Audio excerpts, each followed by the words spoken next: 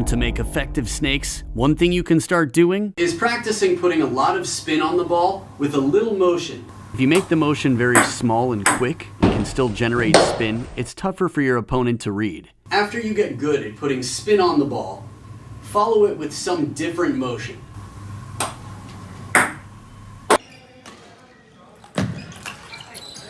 So the whole point of the arm motion after the contact is to confuse the opponent so that they don't know when you contacted the ball, how you contacted the ball, and what spin to expect, therefore which way the ball should jump. Now as the ball's moving forward across the table, away from you after you hit it, its natural inclination is to continue with the momentum towards your opponent. If you want to make a 90-degree turn on your ball, backspin will definitely be helpful. Straight side spin will still continue in the direction that the ball's moving, so that backspin to help the ball bite the table, slow down, and take a sharp turn can be crucial. You can brush the ball any different way you could imagine and create subtle variations to your spin. As always in table tennis, variations of spin and variations in general are quite important.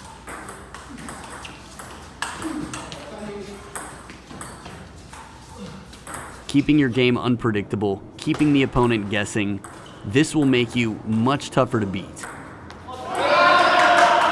If you want the ball to really kick hard, you need to give it a little height so that it comes down into the table and jumps.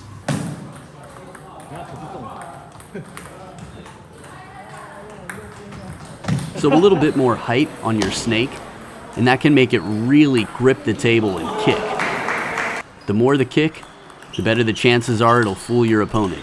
But it's also risky because it's a high ball, which is basically the opposite of what you want to do in table tennis. Typically, players are trying to keep the ball low to make the attack as difficult as possible for their opponent.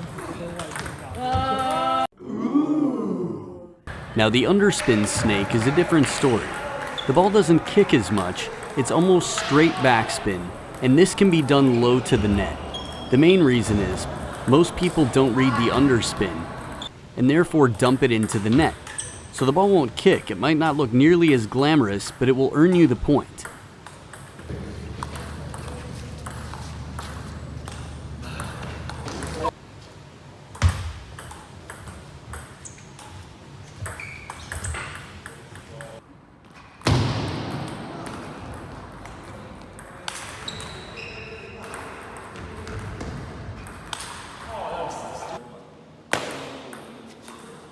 This is something that I've even seen at the professional level.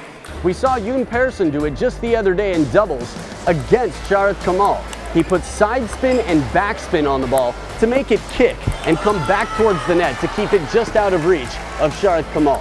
Now the main time to do this is when you're caught under the table and the opponent can't see the contact. Let's face it. Snakes often won't fool players. That's the risk.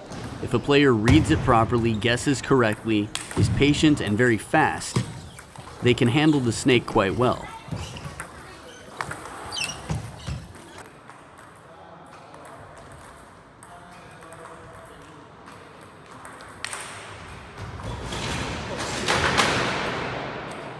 Just like any other match you play, you constantly have to change your tactics based on the opponent you're playing. Now, one way to do the snake most effectively is when you have backspin or underspin coming in. It's easier for you to change the rotation, it'll add more spin to the ball, and it could be more surprising as well.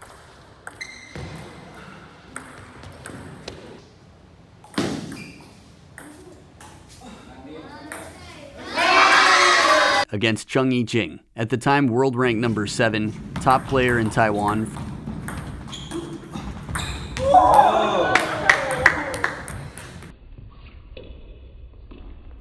So back and side spin there, I got a long push.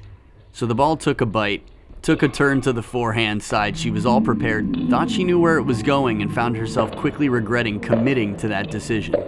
Again, she's a way better player than me. I'm not professional, I'm not confused about that, I'm pretty clear on my level. But I enjoy having fun, and from time to time we'll get a snake against a professional.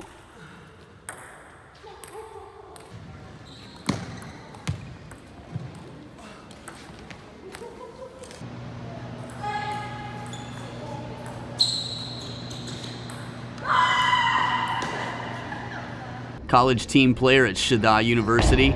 Now he did the right thing. He waited patiently to see where the ball would bounce, but the kick of the ball was so strong and he didn't know which way it was gonna go that it ended up behind him and he had no chance to reach it. In Orenburg, Russia, one of their top young female players starts with a heavy spin serve, long push. But when the ball is played from under the table, with my forehand side of the racket, really quick motion, I brush to the right, which means the ball will be spinning and kick to her right. This is something you can do with the snake. The after motion, you can be as creative as you want. Always change up your after motion. Whenever you think your opponent is picking up on your patterns, change it up.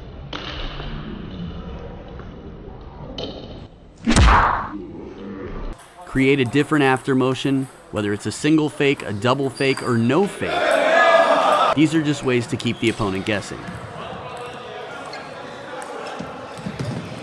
Here's Galia Dvorak.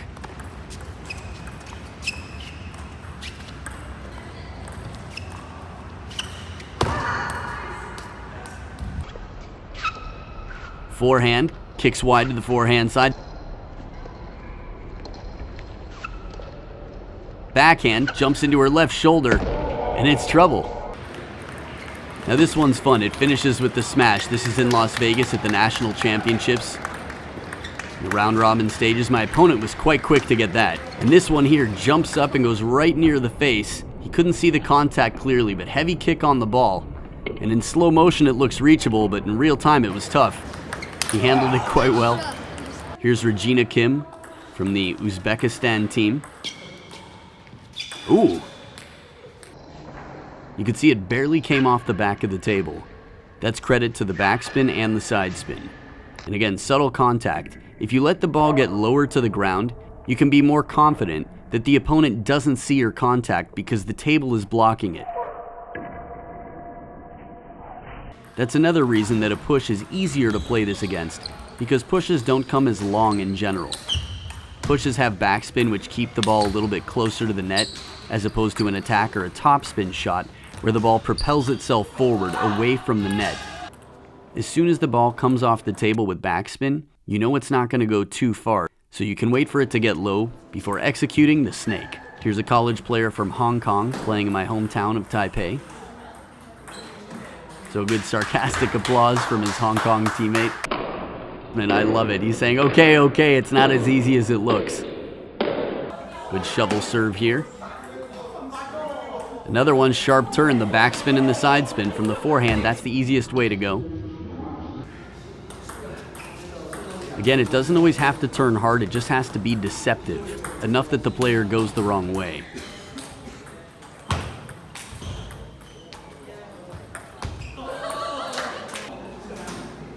Tricky serve there, topspin looked like underspin. Here's the backhand, and the after motion with a full circle to follow the other way. Now this club was a ton of fun.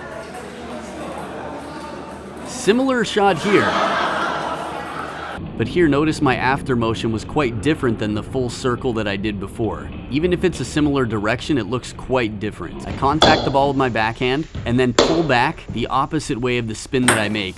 Just pulling the elbow back, something strange to keep the opponent guessing so that he can't recognize what's on it. Crowd always enjoys a good kick on a good snake.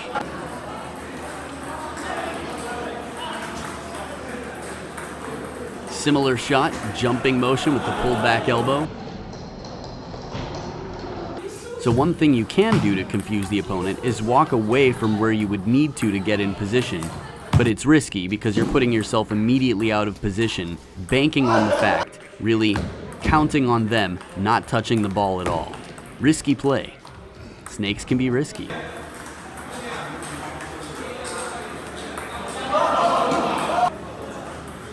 And once again, very little after motion, just subtle contact from under the table and it goes over the shoulder of my opponent. The touch and then pull the opposite way. Again, no double fake needed, just constantly changing up the after motion. The more spin you can put on it, the more effective it will be. And as you've seen in this video, you don't even need an after motion if you've got good spin on the ball and it's subtly contacted from under the table.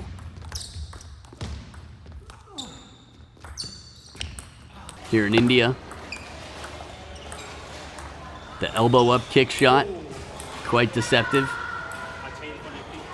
So now you have a good amount of insight and examples for how to make a super effective snake.